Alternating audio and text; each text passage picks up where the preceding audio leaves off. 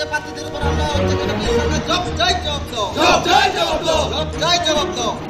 বন্দে মাতরম, বন্দে মাতরম। যুব কংগ্রেস জিন্দাবাদ, জিন্দাবাদ, জিন্দাবাদ। যুব কংগ্রেস জিন্দাবাদ, জিন্দাবাদ, জিন্দাবাদ। বন্দে মাতরম, বন্দে মাতরম, বন্দে মাতরম, বন্দে মাতরম। রাহুল গান্ধী জবাব তোমায় দিতে হবে, ছাড়তে হবে, জবাব তোমায় দিতে হবে।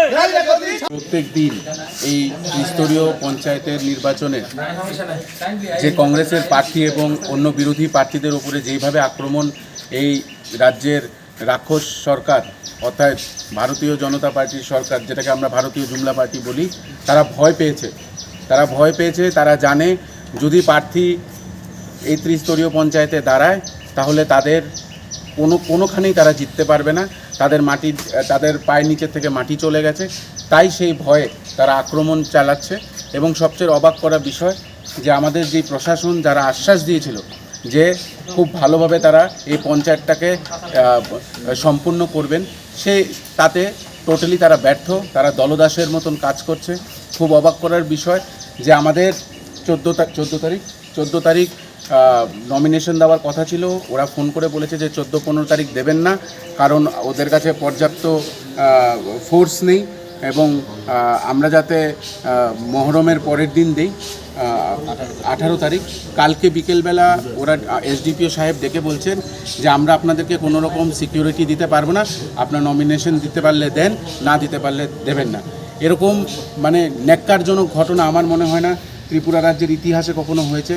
এবং আমরা ধিক্কার জানাই পুলিশ প্রশাসনকে যে এতবার বলা সত্ত্বেও একটি প্রাণও হারানো গেছে। আপনারা জানেন বিরোধী দলের একজন প্রার্থীর প্রাণ হারানো গেছে।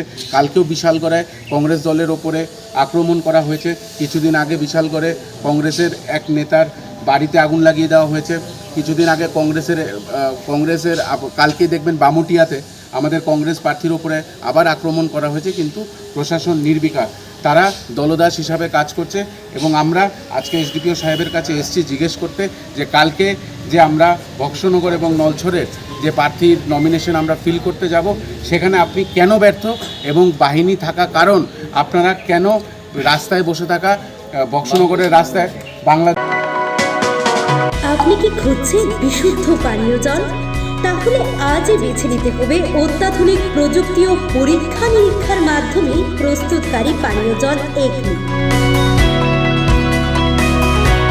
বিশুদ্ধ জলে সুস্থ জীবনের মূল চাকাঠি। Acme packaged drinking water.